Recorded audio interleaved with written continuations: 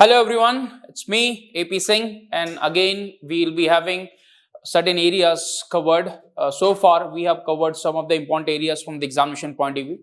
Now we'll move forward from there. Now what we'll do that slowly we'll cover in the form of the various topics like political issues which are in news, or defense related issues which are in news, or economic issues which are in news, or environmental issues which are in news. So one by one we'll pick up those headings so that we can have some of the informations covered the way they belong to those headings there. So first we will take the political, constitutional, legal issues in news. So that is political or constitutional or legal issues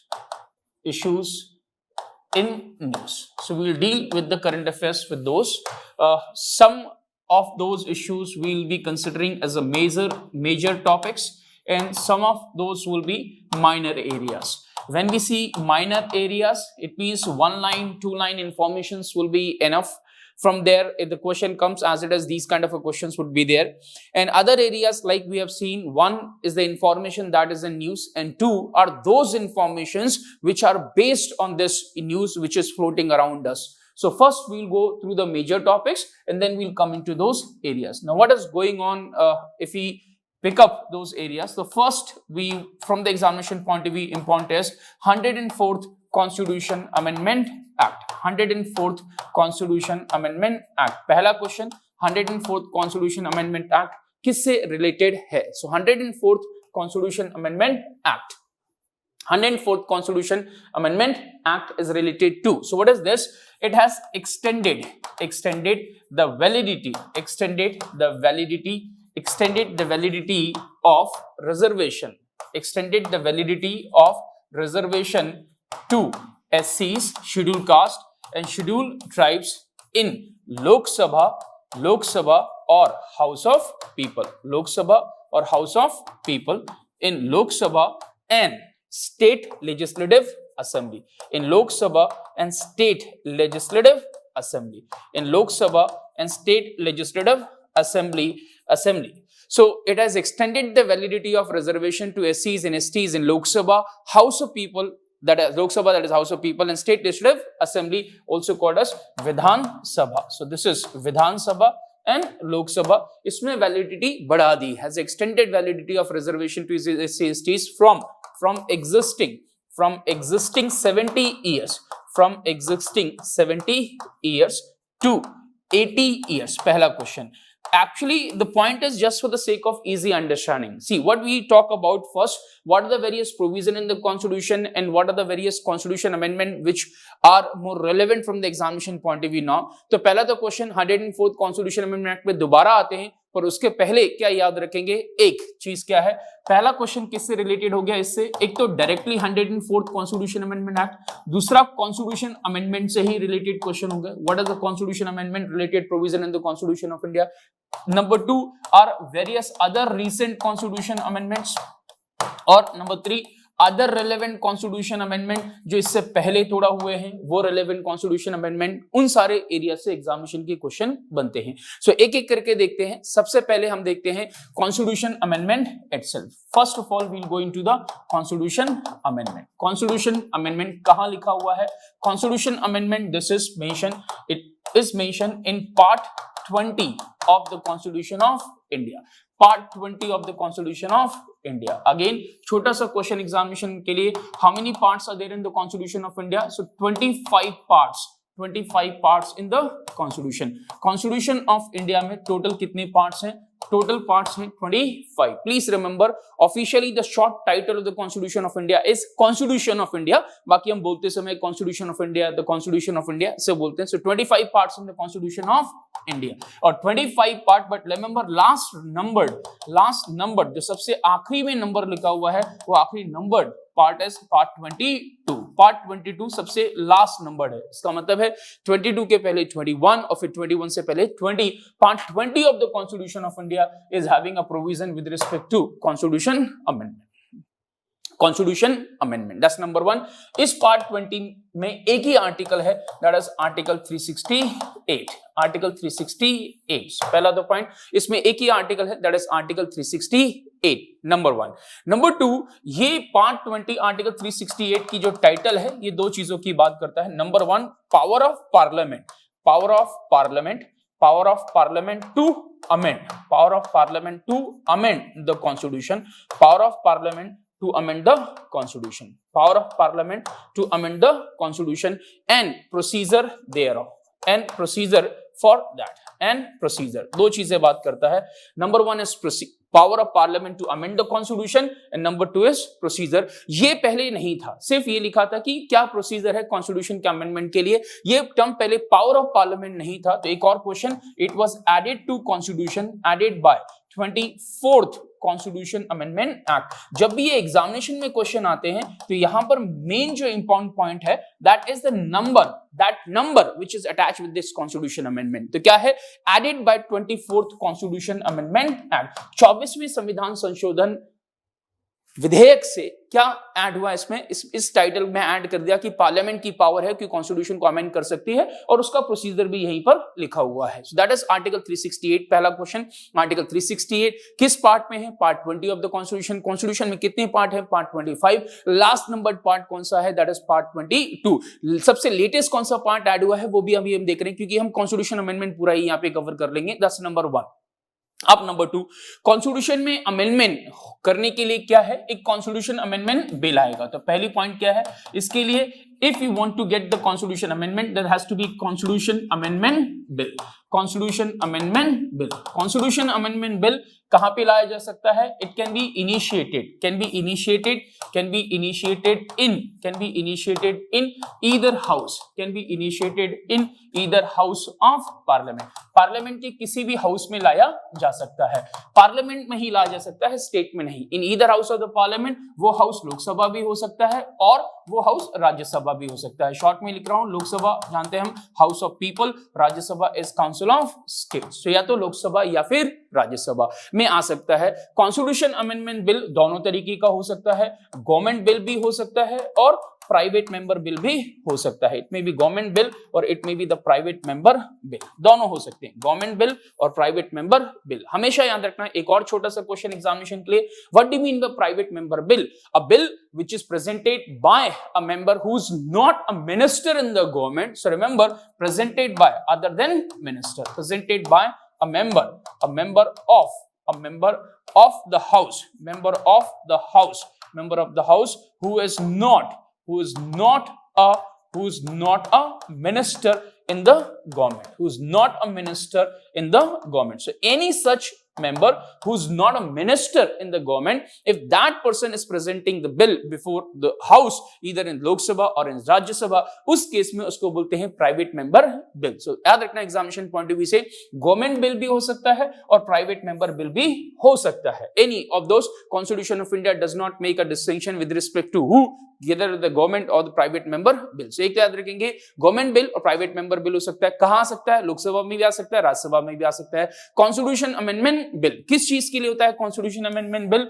so constitution amendment, ये amend कर रहा है तो constitution amendment, constitution amendment. Amendment examination में question आता है, तीन तरीके का हो सकता है, या तो हो सकता है एडिशन, या फिर हो सकता है डिलीशन, या फिर हो सकता है वेरिएशन। संविधान में किसी चीज को बदल दिया है या उसे हटा दिया है या उसमें नया जोड़ दिया है। So this we also can say it is in the form of insertion in the constitution of India, it is in the form of deletion from the constitution of India, और it is in the form of modification of any of the provision in the constitution of India. So maybe addition, maybe deletion, maybe modification, insertion or deletion or modification. That's, remember, constitution amendment of three ways.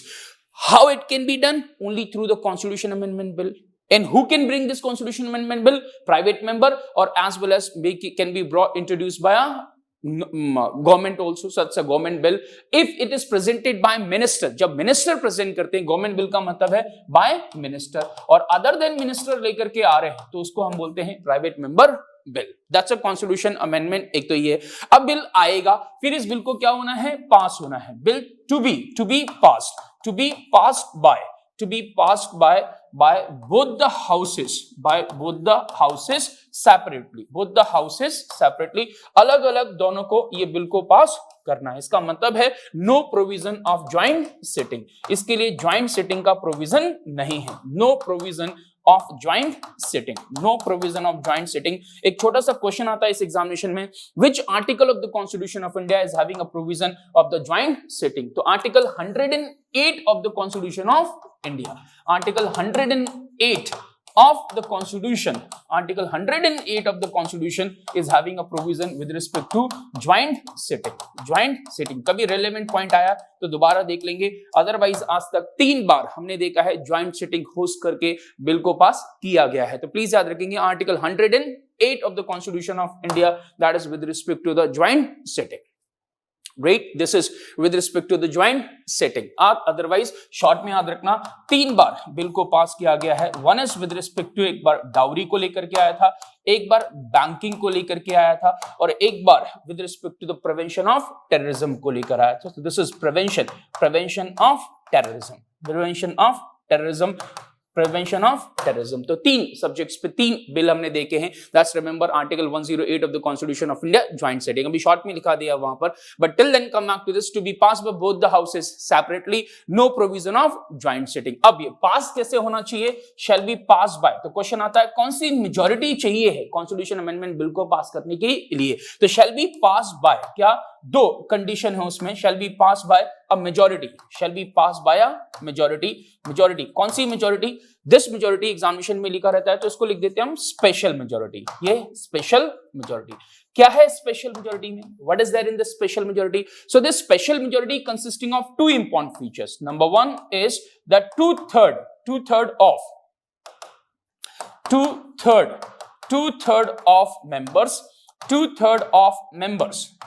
Of members present and voting. जितने members present and voting हैं उसका 2/3 हिस्सा, 2/3 of the members present in voting shall be in favor of the bill। And number 2, remember साथ में ये भी condition पूरी होनी चाहिए, more than half of the total strength of the house, more than half of the total strength of the house। ये जो second point है इसी को एग्जामिनेशन में कभी कभी आता है, एब्सोल्यूट मेजॉरिटी किसे कहते हैं? Which of the following is called as absolute majority? More than half of the total strength of the house, that is called as absolute majority. So 2/3 of the members present in voting and more than half of the total strength of the house. इस majority से अगर bill को पास किया तो वो constitution amendment bill pass हो जाएगा और फिर कॉन्स्टिट्यूशन अमेंडमेंट एक्ट बन जाएगा। जब वो आता है तो बिल है, और बिल जब पास हो गया है और फिर उसे नोटिफाई कर दिया है, उस दिन से वो लागू हो जाएगा। पास हो गया वो एक्ट हो गया, और जिस दिन से उसे नोटिफाई किया गया है या उसमें बिल में लिखा हुआ है कि कब से ये लागू होगा, जो भी है उसमें बिल में लिखा होता है, या अगर उसमें ये लिखा है कि जिस दिन से नोटिफाई किया जाएगा या इमीडिएटली लागू हो रहा है, जैसा भी बिल में लिखा है, it will come into effect, फिर तब से ये लागू हो जाएगा। So that's one, remember from the examination point of view, so for the constitution amendment bill is considered। I hope समझ में आया point number 1, part 20 of the constitution of India, article 368 constitution amendment bill, constitution में changes लाने के लिए या कुछ नया लगाने के लिए या फिर जो existing है उसे हटाने के लिए constitution में amendment करने के लिए एक bill, constitution amendment bill। Lok Sabha में भी पहले आ सकता है, लोकसभा में आया तो फिर राज्यसभा में पास करना है, राज्यसभा में पहले आया तो फिर लोकसभा जाएगा। दोनों हाउसेस जब स्पेशल मेजॉरिटी जो भी हमने पढ़ा है इससे पास हो जाएगा तो फिर उसके बाद में प्रेसिडेंट ऑफ इंडिया के पास बिल जाएगा, और प्रेसिडेंट ऑफ इंडिया साइन करने से मना नहीं करेंगे। So president of India must sign, ये साइन करने से मना नहीं करेंगे इस बिल पर। That's one, remember article 368 says. दूसरा पॉइंट क्या है? लेकिन if constitution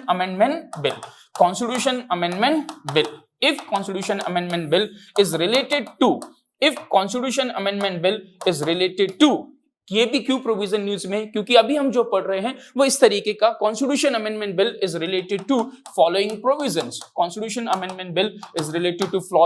प्रोविजंस। मैं भी लिख रहा हूं वो प्रोविजंस कौन कौन से, तब तक समझने के लिए अगर हम जो प्रोविजन लिख रहे हैं, अगर इन प्रोविजन से रिलेटेड कोई कॉन्स्टिट्यूशन अमेंडमेंट बिल आ रहा है तो फिर before it is presented to president, before it is presented to president for his assent, उनकी सहमति, उनके साइन लेने के लिए जब उनको दिया जा रहा है उससे पहले, before if it right, if it is related to this, before it is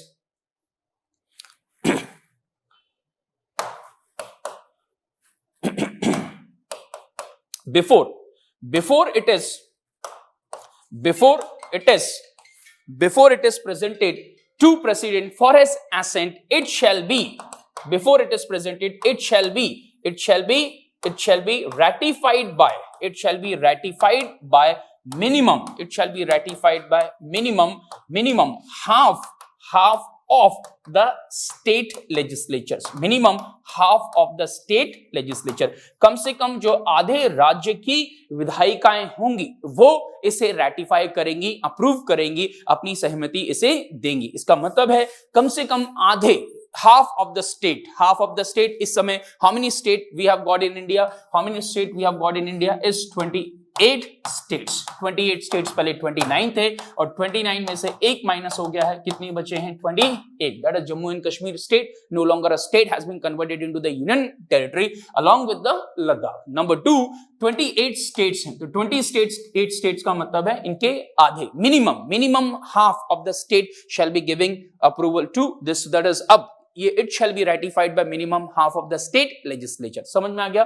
constitution amendment के लिए एक बिल आएगा, लोकसभा में आ सकता है पहले, राज्यसभा में भी पहले आ सकता है, किसी भी हाउस में पहले आ सकता है, और इसको अगर किसी एक हाउस में पास नहीं हुआ तो फिर ये पास नहीं होगा क्योंकि ज्वाइंट सिटिंग का कोई प्रोविजन नहीं है। अगर दोनों हाउसेस ने स्पेशल मेजॉरिटी पास कर दिया तो प्रेसिडेंट ऑफ इंडिया साइन करने से मना नहीं करेगा। लेकिन अगर बिल स्पेसिफाइड प्रोविजन जो अभी हम देख रहे हैं उससे रिलेटेड है तो फिर इस बिल को प्रेसिडेंट ऑफ इंडिया के पास भेजने से पहले, half of the state president of India के पास उनके सिग्नेचर्स लेने के लिए भेजने से पहले half of the state legislature की अप्रूवल की भी जरूरत है। और वो कौन से प्रोविजन होंगे? तो इसका मतलब क्वेश्चन, किस केसेस में half of the state legislature की अप्रूवल भी चाहिए है? तो हाफ ऑफ स्टेट्स अप्रूवल कब चाहिए है?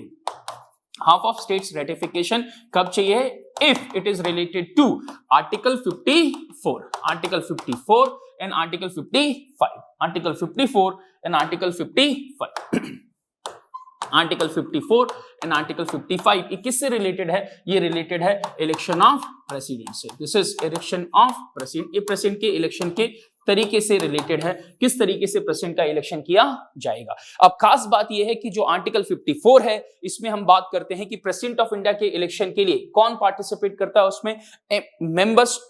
मेंबर्स ऑफ लेजिस्लेटिव असेंबली, जो elected members of legislative assembly है। एग्जांपल के लिए आर्टिकल 54 कहता है कि प्रेसिडेंट ऑफ इंडिया, तो एक छोटा सा पॉइंट यही याद रखेंगे, president of India to be elected by, मैंने आपको पहले ही बताया कि एक इश्यू के साथ हम बहुत सारी इंफॉर्मेशन को कवर करते हैं, इसलिए इश्यू को मत सोचना कि एक इश्यू चल रहा है, वो हमें कहीं से टॉपिक को पिकअप करना है, अदरवाइज हम इंफॉर्मेशन को लिंक कैसे करेंगे? एक तरीका ये हो सकता है कि मैं आपको सारी इंफॉर्मेशन इन पीपीटी फॉर्मेट या एक पेज पे लिख करके फिर मैं सिर्फ रीड करते चला जाऊं, वो शायद रिटेंशन थोड़ा डिफिकल्ट होगा आपके लिए। तो क्या याद रखना है कि हम मेजर टॉपिक्स को इस तरीके से कवर कर लेंगे, फिर दो 4 लाइनों की इंफॉर्मेशन होंगी जो सिंपल इंफॉर्मेशन है, एग्जामिनेशन में कैसे क्वेश्चन आते हैं, I'll keep on telling you that. Come back to this.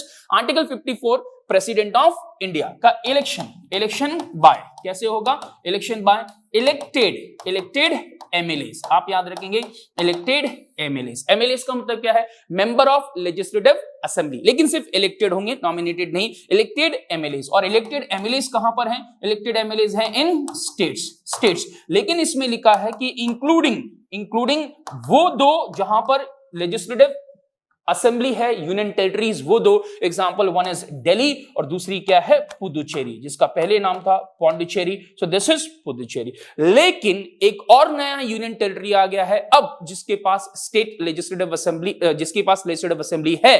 पहले स्टेट था, now we got the Jammu and Kashmir has been bifurcated into the 2 union territories, one is Jammu and Kashmir and second is Ladakh, but the Ladakh is not having a legislative assembly, the Jammu and Kashmir is having a legislative assembly. But remember, in article 54, if there is an amendment to this particular article, one aspect of this is that maybe there would be required an amendment to be brought to the constitution following the provision of the constitution amendment as per the article 368. other set of experts, they say that Jammu and Kashmir Reorganization Act itself specifies that whatever provisions were applicable to the Puducherry will also be applicable to the Jammu and Kashmir. However, remember that was mainly in context of Article 239A and not in context of this Article 54. So that is a larger issue to be discussed separately, but not from this examination point of view. Easy question comes. तो तब तक अभी याद रखना article 54 में लिखा हुआ है कि एमएलएज होंगे स्टेट के, लेकिन जब ये एमएलएज प्रेसिडेंट ऑफ इंडिया के इलेक्शन में पार्टिसिपेट कर रहे हैं, एग्जांपल के लिए अगर 2017 के इलेक्शन की बात करें तो 2017 के प्रेसिडेंशियल इलेक्शन में जहां पर रामनाथ कोविंद जी इलेक्टेड हुए थे प्रेसिडेंट, उसमें किसने पार्टिसिपेट किया था? Elected MLAs. साथ ही साथ कहां के एमएलएज ने पार्टिसिपेट किया था? Delhi and Pondicherry. So that's what remember is when comes to the president of India election, elected MLAs. So कौन इलेक्ट कर रहा है? इलेक्टेड एमएलएज वोट कर रहे हैं और इलेक्टेड एमपीज, बट ये इसमें डिफिकल्ट नहीं है। तो elected MPs and elected MLAs. तो क्या याद रखना है? एमपीज, तो एमपीज का मतलब मेंबर ऑफ पार्लियामेंट। कहां पर है member of parliament? Member of parliament from Lok Sabha and member of parliament from Rajya Sabha. But क्या खास बात रखेंगे यहां पर? इलेक्टेड वर्ड है, elected MPs and elected MLAs. Elected MLAs कहां से? Elected MLAs from states including the Delhi and Pondicherry 1। अगर इसमें कोई चेंज हो रहा है तो फिर इसे कॉन्स्टिट्यूशन अमेंडमेंट बिल, वो अमेंडमेंट बिल होगा जिसको आधे स्टेट की रेटिफिकेशन भी चाहिए, वो तो है ही, पर साथ ही साथ आधे स्टेट लेजिस्लेचर की रेटिफिकेशन भी चाहिए। सो that's what remember is a president of India. इनको अगर वाइस प्रेसिडेंट को कंपेयर करें तो एक लाइन याद रखना, वाइस प्रेसिडेंट को कौन इलेक्ट करता है? Vice president is elected by, vice president is elected by whom? Vice president is elected by, simple सा पॉइंट याद रखेंगे, vice president is elected by whom? MPs. Short में याद रखो MPs.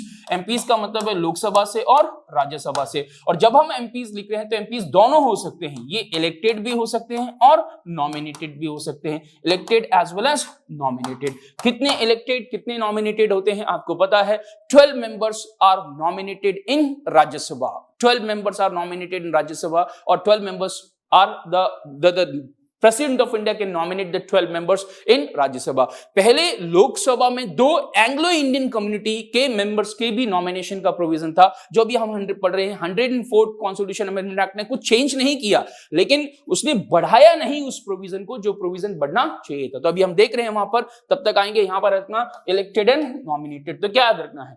In case of president of India election सिर्फ elected है, vice president of India election both elected as well as a nominated. लेकिन यहां पर सिर्फ मेंबर ऑफ पार्लियामेंट है, यहां पर member of parliament as well as a member of state legislature. लेकिन जब यहां स्टेट लेजिस्लेचर की बात करेंगे तो उन यूनियन टेरिटरी की भी बात करेंगे जिन यूनियन टेरिटरी में लेजिस्लेचर है, और वो 2, one is Delhi and Pondicherry. हालांकि जम्मू एंड कश्मीर की भी लेजिस्लेचर, जम्मू एंड कश्मीर की भी लेजिस्लेटिव असेंबली है, पर याद रखना अभी आर्टिकल 54 में उसका नाम नहीं है। अभी this is a contentious issue, but prelims examination में अभी, क्योंकि उसको मैं डिटेल में डिस्कस नहीं कर रहा हूं, तो प्रीलिम्स के लिए प्रीलिम्स ये जो आपका ऑब्जेक्टिव वाला एरिया है, ऑब्जेक्टिव को ऑब्जेक्टिव की तरह ही याद रखेंगे। So that's one remember 54 and 55 election of president, article 54 and 55। इसके अलावा आर्टिकल 73, आर्टिकल 162, ये क्या है कि executive power of union, executive power of union, executive power of union, ये है executive power of state, executive power of state. इसके अलावा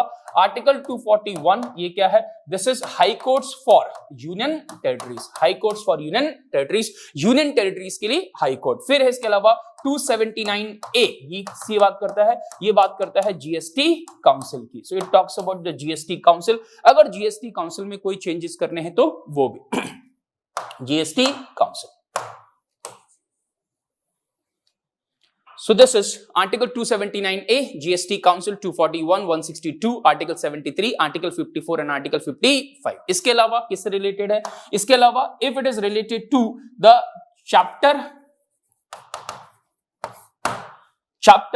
4 of Part 5, Chapter 4 of Part 5, ये किससे रिलेटेड है? It is related to Supreme Court, ये Supreme Court से related है। Chapter 4 of Part 5। दूसरा है Chapter 5 of Part 6, chapter 5 part 6 ये किससे रिलेटेड है? High court. जब पूरा याद नहीं हो पाता है तो शॉर्ट में याद रखो, हाई कोर्ट के रिलेटेड प्रोविजन, सुप्रीम कोर्ट से रिलेटेड प्रोविजन, जीएसटी काउंसिल से related provision, high court for union territory और सेंटर और स्टेट की जो एग्जीक्यूटिव पावर है उसमें कोई चेंज है, या प्रेसिडेंट ऑफ इंडिया के इलेक्शन के तरीके में proportional representation bye mean of single transferable board, और साथ ही साथ उनका इलेक्टोरल कॉलेज क्या होगा, क्योंकि प्रेसिडेंट ऑफ इंडिया का इलेक्शन कैसा इलेक्शन है? इनडायरेक्ट इलेक्शन है। वाइस प्रेसिडेंट ऑफ इंडिया का इलेक्शन इनडायरेक्ट इलेक्शन है। सो प्लीज रिमेंबर, यूएस के प्रेसिडेंट का भी election examination point of view से याद रखना इनडायरेक्ट इलेक्शन है। एग्जामिनेशन में जल्दी जल्दी में लोग गलती करते हैं। शायद मैंने प्रेसिडेंट ऑफ यूएस इलेक्शन पूरा कवर कराया था आपको। Chapter 5 of the part 6 that is of right, chapter 5 of part 6 that is called as high court से रिलेटेड है। इसके अलावा chapter 1 of part 11, chapter 1 of part 11 ये किससे रिलेटेड है? ये रिलेटेड है legislative relations between centre and state, between union and state, union और स्टेट के बीच के लेजिस्लेटिव रिलेशन। अगर इससे रिलेटेड कोई पॉइंट है, साथ ही साथ अगर representation of state in parliament, representation of states in parliament, if it is related to representation of states in parliament, और साथ ही साथ if it is related to the 7th schedule of the constitution of India, constitution of India has got the total 12 schedules in the constitution of India, of which the 7th schedule is considered to be one of the most significant schedules, especially because the 7th schedule talks about the distribution of powers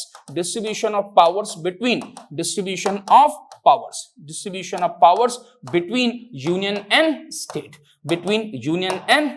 union और state के बीच में distribution of power के बारे में कौन बात करता है? This talks about the 7th schedule. इस 7th शेड्यूल में 3 लिस्ट है, one is called as list 1, list 2 and list 3।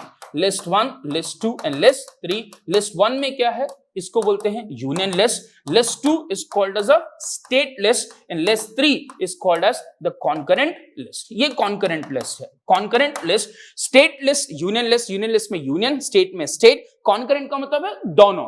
but the supreme court एक कि ये इंटरप्रिटेशन कौन करेगा, कहां आ रहा है कहां नहीं आ रहा है? Supreme court is a final interpreter of the constitution of India. अगर लग रहा है कि कभी कुछ डाउट है तो एक पॉइंट याद रखेंगे, supreme court is the final interpreter, supreme court is final interpreter of the constitution, final interpreter of the constitution.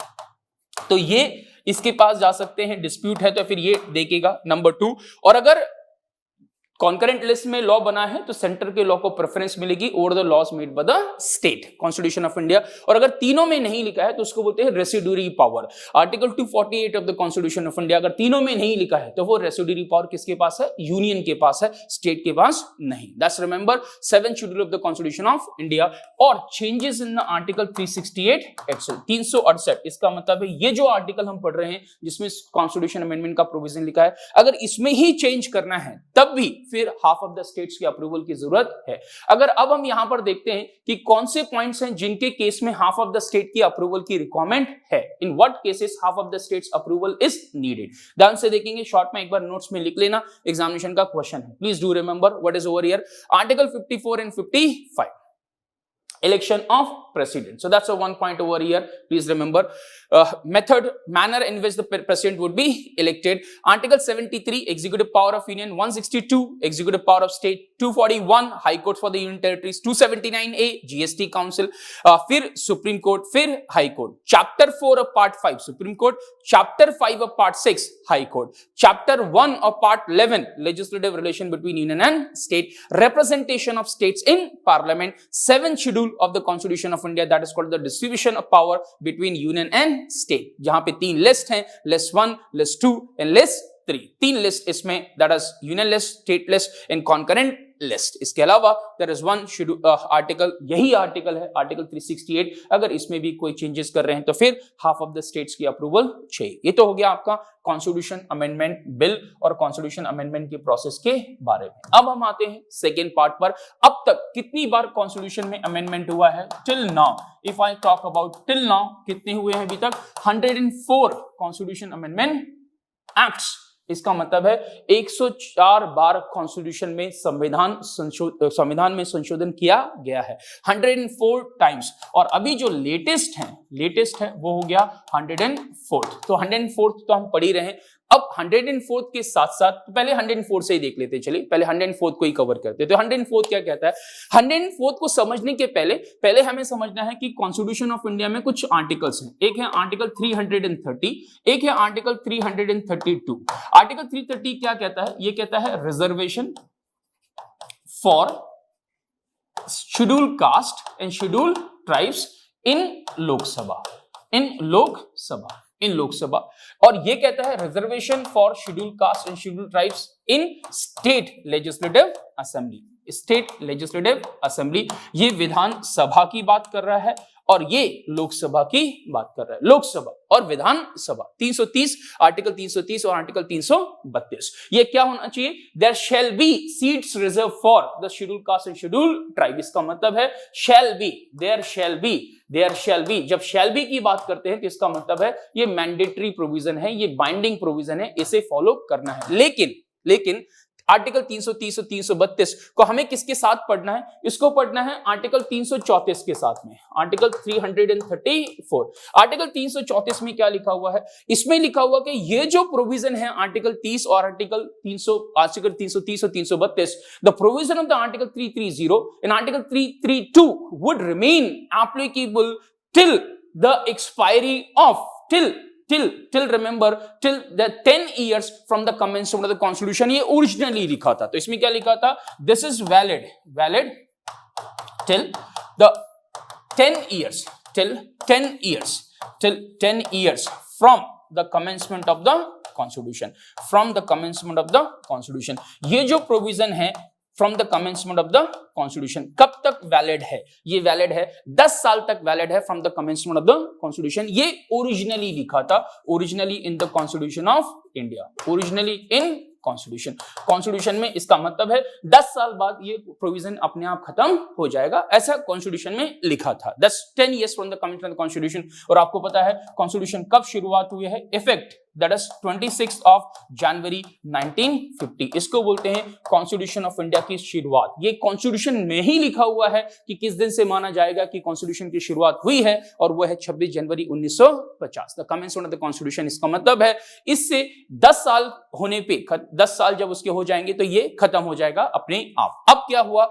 इस प्रोविजन को फिर धीरे धीरे चेंज किया। क्या चेंज किया? कि ये जो 10 साल लिखा था, ये 10 साल को बढ़ा के कर दिया 20 साल, 20 साल को बढ़ा के कर दिया 30 साल, 30 को बढ़ा करके कर दिया 40 साल, 40 को बढ़ा करके कर दिया 50, 50 को बढ़ा के किया 60, 60 को बढ़ाकर किया 70।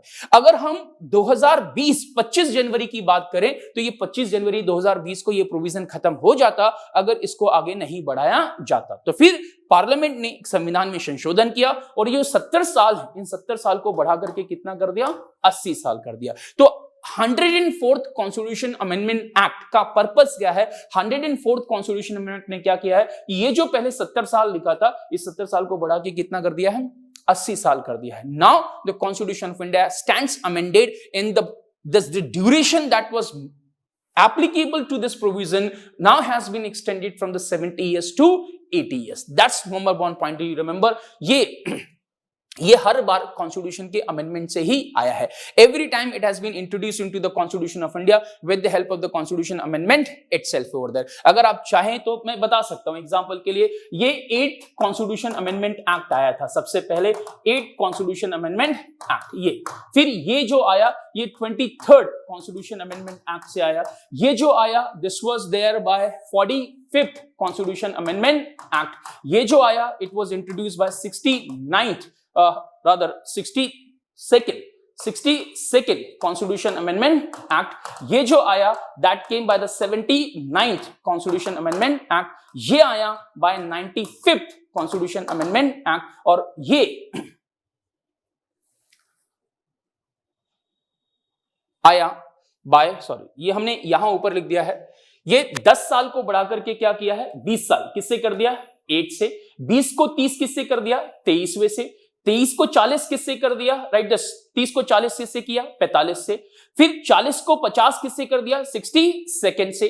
फिर 50 को 60 किससे कर दिया? 79 से, और फिर 60 से 70 किससे कर दिया? 95 से, और अब फाइनली हमने देखा 70 को 80 किससे कर दिया है? That is 104th constitution amendment act. तो क्या याद रखना है? Please remember, in the beginning the Constitution of India said that the provision to remain valid till the expiry of the 10 years from the commencement of the Constitution of India। जब ये 10 साल होंगे ये प्रोविजन अपने आप खत्म हो जाएगा। लेकिन 10 साल को बढ़ा करके 20 साल कर दिया। 10 तो था ही शुरू में, 10 को बढ़ा के 20 किया। कौन से अमेंडमेंट से? कॉन्स्टिट्यूशन में अमेंडमेंट किया, 8th constitution amendment act. Question आ सकता है किसी दिन एग्जामिनेशन में, क्योंकि न्यूज में चल रहा था अभी काफी ज्यादा, हमने देखा है, क्योंकि एंग्लो इंडियन कम्युनिटी ने प्रोटेस्ट किया कि उनका इसी तरीके का प्रोविजन था जिसे बढ़ाया नहीं किया। अब याद रखना, एग्जामिनेशन पॉइंट ऑफ व्यू से मैं आपको समझाऊं क्या है। देखो यहाँ पे जैसे भी हमने 330, आई होप पहले ये पॉइंट समझ में आया सभी को, फिर ये क्योंकि दूसरा पॉइंट फिर इजी है, so what is the point, we will come back to this. फिर आता हूं दोबारा यहाँ पे, क्या लिखा था हमने? आर्टिकल 330 क्या कहता है? Reservation for of seats for the schedule caste and schedule tribe shall be given on the basis of population. इसके लिए जो अभी पॉपुलेशन का बेस ले रहे हैं वो 2001 ईयर है। अगर ये भी आता है कि reservation for एससीज and STs in Lok Sabha and reservation for एससीज and ST state legislative assembly, ये जो रिजर्वेशन ऑफ सीट्स है, this reservation of seats on the basis of which year population? On the basis of 2001 population जो census का data है उसके basis पर, on the basis of 2001 census data. So that's number 1 from the examination point of view, याद रखेंगे। Number 2 क्या याद रखेंगे कि जो reservation of seats in Lok Sabha और स्टेट लेजिस्लेटिव असेंबली है वो कॉन्स्टिट्यूशन इंडिया में लिखा था कि 10 साल खत्म होंगे, जब 10 साल हो जाएंगे तो ये प्रोविजन अपने आप खत्म हो जाएगा। वो कहां लिखा है? वो लिखा है आर्टिकल 334 में, article 334 of the constitution of India. इसको बढ़ा करके 10 साल से 20 साल कर दिया bye 8th constitution amendment act. फिर 20 से 30 कर दिया bye 23rd constitution amendment act. 30 से 40 कर दिया bye 45th constitution amendment act. 40 से 50 कर दिया bye 62nd constitution amendment act. 50 से 60 कर दिया बाय 79th कॉन्स्टिट्यूशन एक्ट, और 60 से 70 कर दिया बाय 95th कॉन्स्टिट्यूशन एक्ट, और फिर फाइनली भी हमने देखा 70 से 80 कर दिया bye 104th constitution amendment act. तो अगर क्वेश्चन ऐसे आता है कि 104th कॉन्स्टिट्यूशन अमेंडमेंट एक्ट, दो चीजें याद रखना, इसने किसको चेंज किया है? इट हैज अमेंडेड, किसमें अमेंडेड किया है? अमेंडेड आर्टिकल 334, इसने 334 में अमेंडमेंट किया है। 330-32 में लिखा है कि रिजर्वेशन मिलना है, लेकिन कब तक रहेगा वो 334 में है, उसको अमेंड करके क्या लिख दिया है कि 70 की जगह कितना हो गया? 80। क्वेश्चन आ गया, शुरू में कितना लिखा था? 10। कौन कौन से कॉन्स्टिट्यूशन अमेंडमेंट कभी थोड़ा डिफिकल्ट हुआ तो ये मैंने आपको लिखा ही दिया है, बाकी थोड़ा सा ये इस एग्जामिनेशन के लिए उतना जरूरी नहीं, इसमें ज्यादा याद रखना 104th वो ज्यादा जरूरी है from the examination point of view. या थोड़ा आ गया कि इससे पहले कौन सा कॉन्स्टिट्यूशन अमेंडमेंट था, तो फॉर द 95th ने क्या किया था? इसको 60 से बढ़ा करके कितना कर दिया था? 70 कर दिया। So that's the one point over here. देखो अब इसी से साथ मिलता जुलता दो और आर्टिकल है, आर्टिकल 331 और आर्टिकल 333। ये किससे रिलेटेड है? ये रिलेटेड है एंग्लो इंडियन कम्युनिटी से। एंग्लो इंडियन कम्युनिटी जिनका रिप्रेजेंटेशन अगर एडिक्वेट नहीं है और प्रेसिडेंट को लगता है that this community is not having the adequate representation in the Lok Sabha, the president of India may nominate 2 person from among the members of the Anglo Indian community in Lok Sabha. So that's remember 331। ये किसको power देता है? ये power देता है president of India को। लेकिन president of India को ये जरूरी नहीं है, यहां पर प्रेसिडेंट ऑफ इंडिया के लिए ये जरूरी है, इसका मतलब है वहां पर होना चाहिए, यहां पर ये होना जरूरी नहीं है। प्रेसिडेंट में है, वहां शैल है, वहां करना है, यहां पर ऑप्शनल है, में है। दूसरी बात 333 में यहां पर क्या है? गवर्नर। ये किसके लिए है? गवर्नर में। कहां पर? यहां पर सीट्स रिजर्व कर सकते हैं up to 2 seats, up to 2। कहां पर? 2 सीट्स रिजर्व कर सकते हैं। कहां पर? इन केस ऑफ द लोकसभा। ये लोकसभा में 2 सीट इनके लिए, और विधानसभा में स्टेट लेजिस्लेटिव असेंबली में 1 सीट, स्टेट लेजिस्लेटिव असेंबली में 1 सीट। तो याद रखेंगे ये किसके लिए? That is in case of the state governor, और यहां पर लोकसभा में प्रेसिडेंट ऑफ इंडिया 2 सीट, यहां पर 1 सीट। ये 331 333 ये जैसे हमने देखा वही 334 में भी लिखा हुआ है। 334 में क्या लिखा था? वही चीज, ये 10 साल पर खत्म हो जाएगा, 10 साल खत्म होगा तो ये भी खत्म हो जाएगा। लेकिन फिर इसको क्या किया? 10 से 20 कर दिया, इसी से 20 से 30, 30 से 40, 40 से 50। तो ये प्रोविजन यहां पर भी आए, ये यहां पर भी आए, ये यहां पर भी आए, लेकिन 104th कॉन्स्टिट्यूशन अमेंडमेंट एक्ट ने इसको आगे नहीं बढ़ाया। जब आगे नहीं बढ़ाया तो ये अपने आप खत्म हो गया। क्यों? क्योंकि कॉन्स्टिट्यूशन में ये नहीं लिखा था कि बढ़ाना है, वो तो बदला है, और अगर बदला नहीं, चेंज नहीं किया तो वो उस दिन अपने आप खत्म हो जाएगा। जैसे एग्जांपल के लिए अगर SC ST वाले रिजर्वेशन को चेंज नहीं करते तो वो भी वहां खत्म होता। उसी तरीके से एंग्लो इंडियन कम्युनिटी वाले रिजर्वेशन को, या उनकी जो हम नॉमिनेशन उनको उनके लिए सीट रिजर्व करने की बात कर रहे थे, वो नहीं किया। सीट रिजर्व करने का मतलब है अगर नॉमिनेशन की बात कर रहे थे, वो 2 मेंबर कहां से नॉमिनेट हो रहे हैं? एंग्लो इंडियन कम्युनिटी से। एक कहां से नॉमिनेट हो रहा है? Will be nominated from the state legislative assembly from among the Anglo Indian community. वहां सीट रिजर्व हो रही है। यहां पर हम बोल रहे हैं कि 2 मेंबर्स को नॉमिनेट करेंगे। कौन नॉमिनेट करेगा? प्रेसिडेंट ऑफ इंडिया में नॉमिनेट, वो नॉमिनेट करेंगे। यहां पर कौन नॉमिनेट करेगा? गवर्नर में nominate. Getting the point over that? छोटा सा सिंपल सा पॉइंट याद रखना। अब इसे 70 साल खत्म हुए, ये अपने आप खत्म हो गया, इसे बढ़ाया नहीं गया। तो एक चीज याद रखना, 104th कॉन्स्टिट्यूशन अमेंडमेंट ने इसके साथ कुछ नहीं किया, कुछ नहीं किया, ये अपने आप खत्म हो गया है। 104th कॉन्स्टिट्यूशन अमेंडमेंट एक्ट ने नहीं कहा कि 70 साल में खत्म होगा। वो पहले ही वाले ने कहा था, 95th ने कहा था कि ये इसकी ड्यूरेशन कितनी हो गई है, 60 से बढ़ा के कितना कर दिया? 70। अब इसको बढ़ाया नहीं, और इसलिए एंग्लो इंडियन कम्युनिटीज प्रोटेस्ट कर रहे थे। तो अगर क्वेश्चन आता है एग्जामिनेशन में, क्योंकि इनका प्रोटेस्ट चल रहा था कि ये बढ़ाना चाहिए, तो क्या आगे भी बढ़ा सकते? कर सकते, कॉन्स्टिट्यूशन में अमेंडमेंट कर सकते, प्रोविजन अभी भी है, चेंज करके लिखा जा सकता है। बट अभी याद रखना, प्रैक्टिकली मुझे थोड़ा पॉसिबल नहीं, प्रैक्टिकली लग रहा है कि शायद ऐसा नहीं होगा, बट अभी हम उसमें नहीं जा रहे हैं। आपकी समझने के लिए याद रखेंगे 331, 332, 333, 330 और 334, 4 आर्टिकल्स मैंने बताए। 330, 332 schedule caste, schedule tribes, reservation of seats in Lok Sabha and as well as state legislative assembly respectively. 331, 333 nomination of members from among the member of the Anglo-Indian community in Lok Sabha. 2 legislative assembly. 1 Lok Sabha by president, assembly by governor, president may, governor may. That's simple. 334 says validity. कब तक?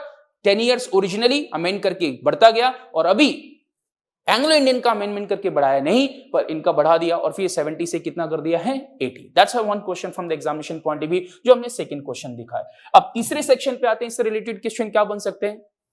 तो एक तो question हो गया हमारा 104th, ये मैंने अभी कवर किया आपको 104th। अब 104th है तो फिर 103rd किससे रिलेटेड था? तो 103rd याद रखेंगे, it was related to economically weaker section. Economically weaker section, economically weaker section के लिए ऑप्शन किया कि इनको एजुकेशनल इंस्टीट्यूशन और साथ ही साथ जॉब्स में रिजर्वेशन दिया जा सकता है। तो जब इकोनॉमिकली वीकर सेक्शन के वेलफेयर की बात कर रहे हैं, तो यहां पर welfare of economically weaker section by amending provision for, so this is empowering, ये इंपावरिंग प्रोविजन है। इट मींस ये मैंडेटरी नहीं है, ये फंडामेंटल राइट नहीं है इकोनॉमिकली वीकर सेक्शन का to have this, but constitution of India में लिख दिया कि अगर इनको कोई स्पेशल बेनिफिट, स्पेशल प्रोविजन इनके लिए किया जाता है in terms of the educational institution, in terms of the उनकी बैकवर्डनेस को ध्यान में रखते हुए उनके एडवांसमेंट के लिए कोई स्पेशल प्रोविजन कर रहे हैं, या फिर पब्लिक एम्प्लॉयमेंट में उनको कोई रिजर्वेशन दिया जा रहा है, तो वो कॉन्स्टिट्यूशन ऑफ इंडिया के आर्टिकल 15 और आर्टिकल 16 का वायलेशन नहीं समझा जाएगा। तो क्या याद रखना अब यहाँ पे, बाय अमेंडिंग किसको अमेंड किया है? Bye amending article 15 and article 16। तो कौन से 2 इंपॉर्टेंट आर्टिकल को अमेंड किया है? आर्टिकल 15 और आर्टिकल 16। तो अब एग्जामिनेशन के लिए क्या याद रखना है? आर्टिकल 15 किसकी बात करता है? No discrimination, no discrimination. अब अगला क्वेश्चन यहां से, नो डिस्क्रिमिनेशन बेस्ड ऑन क्या याद रखना? Religion, race, caste, sex, place of birth. पहला सिंपल सा question, which of the following is oblique are one of the grounds mentioned in the Constitution of India Article 15 on which or on the basis of which the discrimination shall not take place? वो article 15 बात कर रहे हैं non discrimination किस पर? Religion, race, caste, sex, place of birth. और दूसरा है आर्टिकल 16। आर्टिकल 16 किससे रिलेटेड है? ये बात करता है equal opportunity in the matter of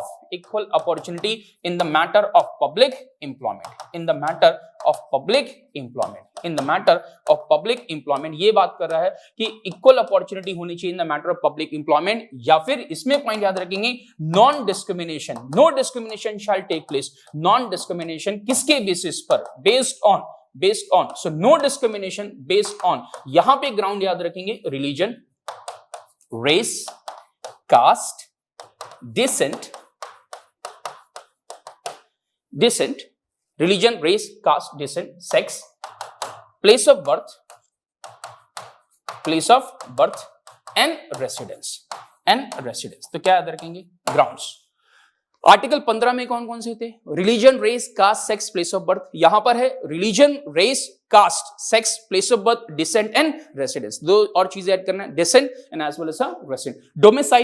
domicile नहीं लिखा है इसमें, descent as well as residence या एंड यहां पर religion, race, caste, sex, place of birth. ये जो अमेंडमेंट किया आर्टिकल 15 में, एक नया क्लॉज जोड़ा है उसमें, आर्टिकल 15 क्लॉज 6, और यहां पर आ गया है आर्टिकल 16 क्लॉज 6। बट ये क्लॉज है, नए आर्टिकल नहीं है, आर्टिकल वही है, उस आर्टिकल को चेंज किया है। जैसे एग्जांपल के लिए अगर हम आगे देखेंगे तो आर्टिकल्स जुड़े हुए भी हैं, तो एक याद रखेंगे, article 103rd constitution amendment act किससे रिलेटेड है? It is related to the economically weaker section. Constitution की किस हिस्से को चेंज किया, अगर ऐसा लिखा है तो क्या हो गया? आर्टिकल 15 और आर्टिकल 16। अब इनसे जुड़ा हुआ अगर क्वेश्चन आ गया है तो फिर याद रखना ये कौन सा है? Part 3 of the constitution of India. Part 3 of the constitution of India, इसमें क्या लिखा हुआ है? Fundamental rights. कितने fundamental rights? Principally fundamental rights. ये जो पार्ट 3 है, पार्ट 3 कहां से कहां तक है? पार्ट 3 है article 12 to article 35। Article 12 to article 35। ये आर्टिकल 12 टू आर्टिकल 35, इसमें जो फर्स्ट सेट ऑफ राइट लिखे हैं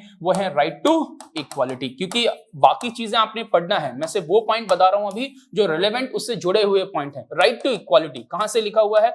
आर्टिकल 14 टू आर्टिकल 18 इसकी बात करता है। आर्टिकल 14 दो चीजों की बात करता है, equality before law, equality before law और equal protection of law. Equal protection of law. So equality protection before law and equal protection of law. Article 15 किसकी बात करता है? अभी बताया। आर्टिकल 16 अभी बताया। आर्टिकल 17 किसकी बात करता है? प्रोहिबिशन ऑफ अनटचेबिलिटी, ये बात करता है प्रोहिबिशन ऑफ अनटचेबिलिटी। ये प्रोहिबिशन ऑफ अनटचेबिलिटी की बात करता है। It talks about the prohibition of untouchability. So 14 to 18, 14, 15, 16, 17 and 18 किसकी बात करता है? Abolition of titles, abolition of titles. So this is abolition of titles. Question. Part 3 of the Constitution of India, which is also called as Magna Carta of Indian Constitution. Part 3 also called as Magna Carta of Indian Constitution. Magna Carta of Indian Constitution. Magna Carta of Indian Constitution. Magna Carta of Indian Constitution, that is part 3 of the Constitution of India, fundamental right. Article 12 to Article 35. That's remember Article 12 to Article 35 मैंने सिर्फ एक उसमें से set of right जो हमने देखा है 6 different तरीके की, उनमें से हमने एक कवर किया है, that is right to equality, article 14 to article 18. That's got the point over there. Please. Second, तो हमने किसकी बात की है? हमने देखा है 104th, we have seen 103rd.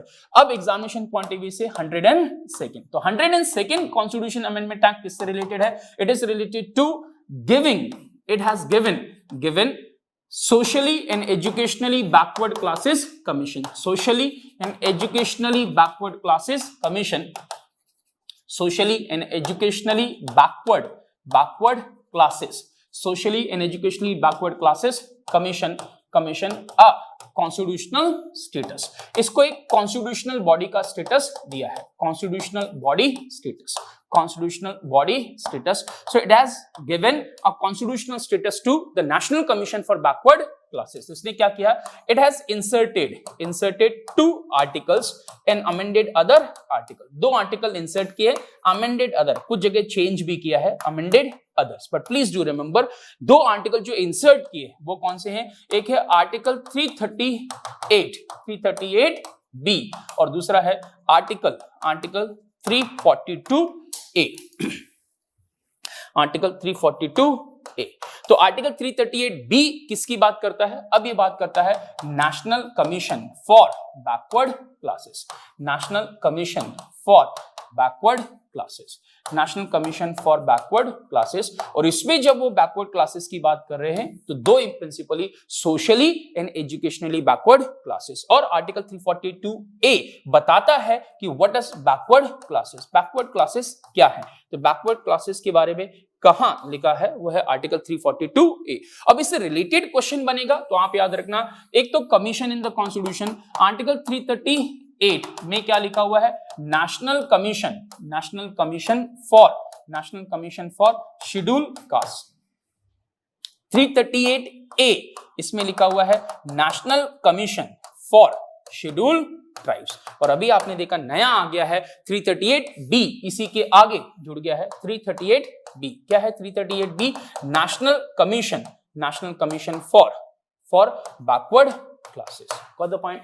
क्या है शेड्यूल कास्ट, क्या है शेड्यूल ट्राइब्स और क्या है बैकवर्ड क्लासेस? ये लिखा है आर्टिकल 341 में, ये लिखा है आर्टिकल 342 में, और एक नया आर्टिकल आ गया है दैट इज आर्टिकल 342A। उसमें लिखा है क्या है? Backward classes. So what is 102nd constitution amendment act? इसने क्या किया है? 102nd constitution amendment act has given the constitutional status to national commission for backward classes. Already था national commission for schedule caste and national commission for schedule tribe. अब question अगर ऐसे आता है, which of the following is a constitutional body? Which of the following is a constitutional body? तो आप याद रखेंगे कॉन्स्टिट्यूशनल बॉडी, इनमें से अगर नाम लिखे हैं नेशनल कमीशन, अगर टाइम होगा किसी दिन तो फिर हम सारी कॉन्स्टिट्यूशनल स्टैट्यूटरी बॉडीज को भी अलग से कवर कर लेंगे, पर अभी हम ये जो करंट में इश्यूज चल रहे हैं उससे relevant information I am telling you. National commission for schedule cast, national commission for schedule cast, national commission for schedule tribes, national commission for backward classes, national commission for women, national commission for children, national commission for children और national commission for, अभी question बता रहा हूं मैं कि लिखा है मैंने, क्या है? Which of the following is a constitution body? जब आएंगे तो इस तरीके से नाम कुछ लिखे, national commission for schedule caste, schedule tribe, backward classes, women, children. Actually इसका पूरा नाम अलग है, ये है national commission for the protection of child rights, ये है। और एक और चीज याद रखना प्लीज, आप पढ़ते समय एग्जामिनेशन का फोकस है, बाकी जो बातें हैं कई बार पर्पसली हम वो इंफॉर्मेशन लिखते हैं जिससे एग्जामिनेशन में जो क्वेश्चन आते हैं वो उस तरीके के क्वेश्चन को ध्यान में रखते हुए। So again remember, it's not about what I speak and is entertaining you or not. It's only about whether we are able to have some of the questions in the examination attempted by this or not. And that's where, remember, that will remain a key focus over here. So National Commission for Scheduled Caste, Scheduled Tribe, Backward Classes, Women, Children, and National Commission for Minorities. National Commission for Minorities. अगर ये नाम लिखे हुए हैं तो आप याद रखना, National Commission for Scheduled Caste ये constitutional है. Yes, ये constitutional है. This is constitutional. ये भी कॉन्स्टिट्यूशनल है, ये भी कॉन्स्टिट्यूशनल है। कॉन्स्टिट्यूशनल का मतलब है कॉन्स्टिट्यूशन ने बनाया है इसको, कॉन्स्टिट्यूशन में से एस्टैब्लिशमेंट हुआ है। लेकिन नेशनल कमीशन फॉर वीमेन और चिल्ड्रन एंड माइनॉरिटीज ये कॉन्स्टिट्यूशनल बॉडीज नहीं है। दीज आर नॉन कॉन्स्टिट्यूशनल, ये नॉन कॉन्स्टिट्यूशनल नहीं है। These are non constitutional bodies. ये कैसी बॉडीज हैं? स्टैट्यूटरी बॉडीज है। स्टैट्यूटरी का मतलब है they have been established by a law. Statutory established by law, established by an ordinary law, एक साधारण लॉ से, कानून से बने हैं, लेकिन संवैधानिक संशोधन के द्वारा, संविधान में उपबंध के द्वारा, संविधान में प्रोविजन के द्वारा इसको नहीं बनाया गया है। सो that's what remember is, it is a non constitutional body, it is an extra constitutional body. Non constitutional और एक्स्ट्रा कॉन्स्टिट्यूशनल अगर ऐसा लिखा है तो आप समझ जाना वो बॉडी जो कॉन्स्टिट्यूशन ऑफ इंडिया से नहीं बनी है वो नॉन कॉन्स्टिट्यूशनल, वो स्टैट्यूटरी भी हो सकती है, वो नॉन स्टैट्यूटरी भी हो सकती है। जैसे ये स्टैट्यूटरी हैं जिनको लॉ ने बनाया है, तो फिलहाल जो रेलेवेंट इंफॉर्मेशन थी वो लिखाई है national commission for schedule caste, schedule tribe, backward classes, women, children as well as the minorities. Examination point of view से एक तो हमने देखा, फिर अगला 102nd कॉन्स्टिट्यूशन अमेंडमेंट एक्ट। अब उसके बाद में छोटे छोटे पॉइंट जो पहले कहीं पढ़े थे शायद, 101st, अब इसको ऐसे ही याद रखना, ये किससे रिलेटेड है? जीएसटी से रिलेटेड है। एग्जाम्पल के लिए 101st ने it inserted 3 articles in the constitution of India, article 246A, article 269A, article 279A।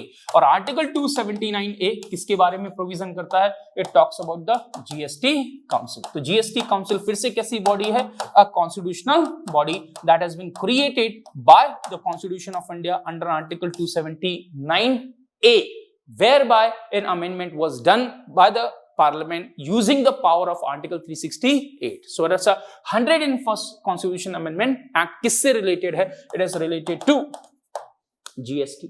Simple याद रखनी है सारी चीजें, ये क्वेश्चन ऐसे ही आएंगे। 104 हो गया, 103, 102, 101 एक। थोड़ा और पीछे जाते हैं तो 100 कॉन्स्टिट्यूशन अमेंडमेंट एक्ट किससे रिलेटेड था? पॉपुलर, ये भी एग्जाम का क्वेश्चन है। Land boundary agreement, land boundary agreement, land boundary agreement between India and Bangladesh, between India and Bangladesh. इसको इंप्लीमेंट करने के लिए जो संविधान में चेंजेस करने पड़े वो है 100 land boundary agreement between India and Bangladesh. Please remember, India क्या है, टेरिटरी क्या है, या आर्टिकल 1 में जो लिखा हुआ है उस आर्टिकल 1 से जो टेरिटरीज स्टेट की या यूनियन टेरिटरीज की नजर आती हैं in the schedule 1 of the constitution of India, उसमें जो चेंजेस हुए हैं वो रिलेटेड था 100 constitution amendment act. That's remember. फिर इसके बाद में 99, इसे भी याद रखना है, ये किससे रिलेटेड है? पार्लियामेंट ने 99th कॉन्स्टिट्यूशन अमेंडमेंट एक्ट को पास किया और इससे प्रोविजन किया एनजेएसी का। क्या था NJAC? National judicial appointment commission, national judicial appointment, national judicial appointment commission, national judicial appointment commission, NJAC. हालांकि बाद में सुप्रीम कोर्ट ने इसे इनवैलिड डिक्लेयर कर दिया है। तो ये जो 99 कॉन्स्टिट्यूशन अमेंडमेंट एक्ट था जिसने 3 इंपॉर्टेंट आर्टिकल्स एग्जांपल के लिए it inserted article 124A, 124B, 124C। तो ये कॉन्स्टिट्यूशन में लिखे हुए हैं, ऐसा नहीं कि हट गए कॉन्स्टिट्यूशन से, बट ये ऑपरेशनल नहीं है क्योंकि ये जो कॉन्स्टिट्यूशन अमेंडमेंट था, इस कॉन्स्टिट्यूशन अमेंडमेंट को सुप्रीम कोर्ट ने अल्ट्रा वायर्स डिक्लेयर कर दिया है, अगेंस्ट द कॉन्स्टिट्यूशन डिक्लेयर कर दिया है, इसलिए ये ऑपरेशनल नहीं है। क्यों? क्योंकि supreme court is a final interpreter of the constitution of India. क्यों डिक्लेयर कर दिया कि सुप्रीम कोर्ट ने कहा ये basic structure of the constitution को वायलेट कर रहा है। वो भी करंट में न्यूज कहां पर है? जिस पर्सन ने among the other people petition file की थी कॉन्स्टिट्यूशन ऑफ इंडिया के प्रोविजंस को लेकर के सुप्रीम कोर्ट में, उन सुप्रीम कोर्ट का जो माइलस्टोन एक इतना पॉपुलर जजमेंट था जिसे हम बोलते हैं Kesavananda Bharati versus and others versus state of Kerala, वो केशवानंद भारती जी जिनकी अभी हाल ही में डेथ हुई थी from Kasaragod Kerala, right? Please remember, वो भी एग्जामिनेशन पॉइंट ऑफ व्यू से छोटा सा क्वेश्चन अभी लिखा देता हूं, बेसिक स्ट्रक्चर डॉक्ट्रिन। तो ये क्या था? NJC, national judicial appointment commission related. बाकी चीजें तो यहां पर और बाकी जो अमेंडमेंट भी थे पर जो आर्टिकल मेन थे वो लिखा दिया यहाँ पे, नेशनल जुडिशियल अपॉइंटमेंट कमीशन। इसको supreme court declared it unconstitutional. Supreme court declared it unconstitutional. Supreme court ने कहा कि ये अनकॉन्स्टिट्यूशनल है। It means remember now it is not effective. So supreme court ने इसको डिक्लेयर कर दिया अनकॉन्स्टिट्यूशनल। क्यों? Supreme court said it violets the basic feature of constitution. It violets the basic feature of constitution, basic feature of constitution. So please remember, basic feature of constitution, इसका मतलब है ये constitution की आधारभूत संरचना के सिद्धांत का उल्लंघन कर रहा है। So remember, it violates the doctrine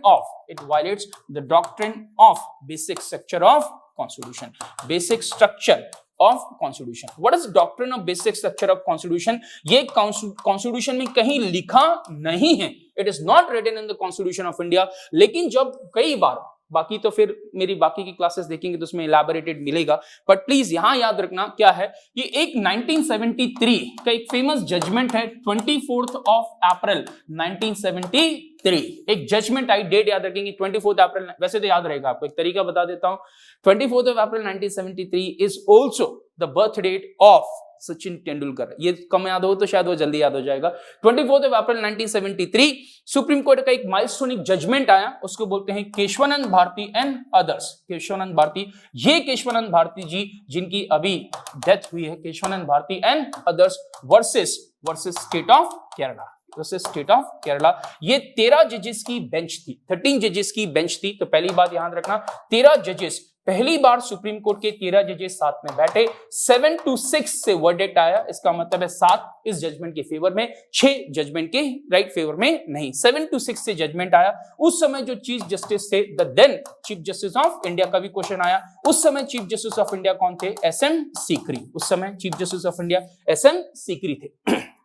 क्योंकि जिस जज ने इस जजमेंट के लिखने में एक अहम रोल प्ले किया, द जज who played a very significant role in initiating the doctrine of basic structure of the constitution was justice HR Khanna, and that's why remember, do not get confused, sometimes he also called as the father of the basic structure doctrine by many people over there, but please do remember who was the then chief justice of India at that point time was justice SM Sikri. 13 जजेस bench, 7-6, पहली बार 13 जजेस के bench बैठे और Kesavananda Bharati versus state of Kerala. और इसमें लिखा क्या कॉन्स्टिट्यूशन ऑफ इंडिया के किसी भी पार्ट में पार्लियामेंट चेंज कर सकती है। तो आर्टिकल 368 की पावर को यूज करके क्या पार्लियामेंट कॉन्स्टिट्यूशन के किसी भी पार्ट को चेंज कर सकते हैं? यस, लेकिन उसे यह ध्यान में रखना है कि वो संविधान की मूलभूत संरचना को नुकसान नहीं पहुंचा सकते हैं। So what do mean by this? हम इसकी दो चीजें समझ सकते हैं। इस जजमेंट में क्या चीज आई, खास बात ये, parliament can amend any part of the constitution. Parliament can amend any part of the constitution, including preamble को मिलाकर के किसी भी constitution के किसी भी part में changes किए जा सकते हैं, including fundamental rights, but please remember without violating the basic structure, without damaging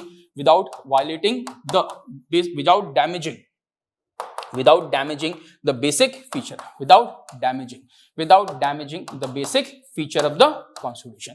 Basic feature of the constitution क्या होंगे, ये Supreme Court on a case-to-case basis will determine. So this will be determined by Supreme Court on a case-to-case basis, which will be brought before it, that what constitutes the basic features of the constitution. So without damaging the basic feature of the constitution, इसका मतलब है no damage to the basic structure of the constitution. It means no damage, that is no damage to basic structure of constitution.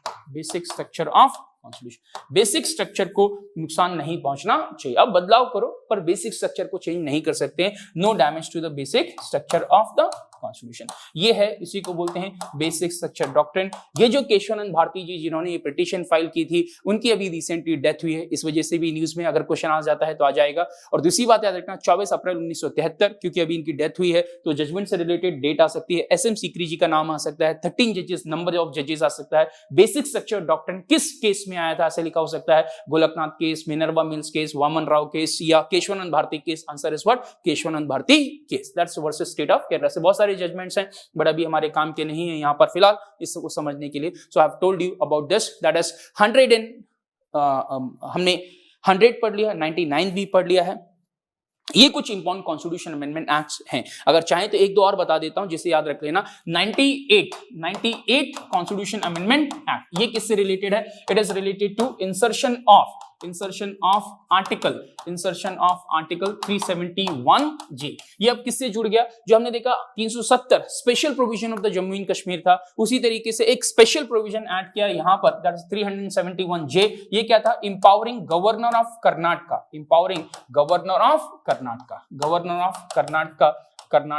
to take, empowering governor of Karnataka to take special measures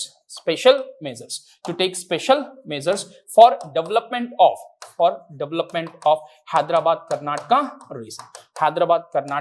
region। उससे कुछ specific areas के development के लिए special power governor को दी। इसको हम बोलते हैं special provision with respect to किससे related? Special provision with respect to Karnataka. तो इसे याद रखेंगे, special provision with respect to Karnataka. अगर आया आर्टिकल 371J, स्पेशल प्रोविजन किससे रिलेटेड है? कर्नाटका, आंध्र प्रदेश, महाराष्ट्र, गुजरात, ऐसे तो answer would be what?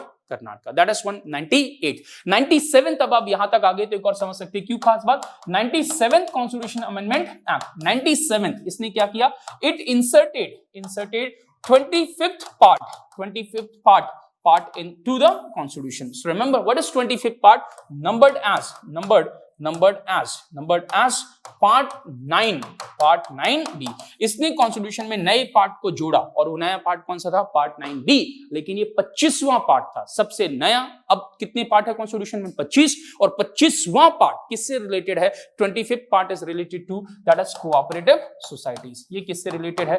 Cooperative society से। तो कॉन्स्टिट्यूशन ऑफ इंडिया में कोऑपरेटिव सोसाइटी से रिलेटेड प्रोविजन कौन सा कॉन्स्टिट्यूशन अमेंडमेंट लेकर के आया है? That is 97th constitution amendment Act has brought this, inserted 25th part in the Constitution of India। ये कुछ important provision with respect to Constitution of India। या एक और ऐड कर लो इसमें, 96 Constitution Amendment Act। ये किससे रिलेटेड है? It is related to changing the name of language in the 8th schedule of the Constitution of India, that is ओरिया। पहले लिखा था ओरिया की जगह हो गया है ओडिया। तो ये जो नाम बदला है ओरिया का, ओडिशा का ओडिशा नहीं, ओडिशा जो हुआ है वो सिंपल लॉ से हुआ है, आर्टिकल 3 ऑफ द कॉन्स्टिट्यूशन की पावर से, लेकिन ये जो हुआ है वो कॉन्स्टिट्यूशन अमेंडमेंट करना पड़ा 8th शेड्यूल में, और 8th शेड्यूल में जो चेंजेस हुआ 96 कॉन्स्टिट्यूशन अमेंडमेंट एक्ट से 8th शेड्यूल में लैंग्वेजेस लिखी हैं, वो अभी हम फिर से पॉलिटिक्स जो न्यूज में चल रहे हैं, जैसे अभी भोजपुरी की डिमांड आई है, तुलु की डिमांड आई है, ऐसी बहुत सारी लैंग्वेजेस की डिमांड है that to be included in the 8th schedule of the constitution of India. अभी अलग से टॉपिक में कवर करा दूंगा।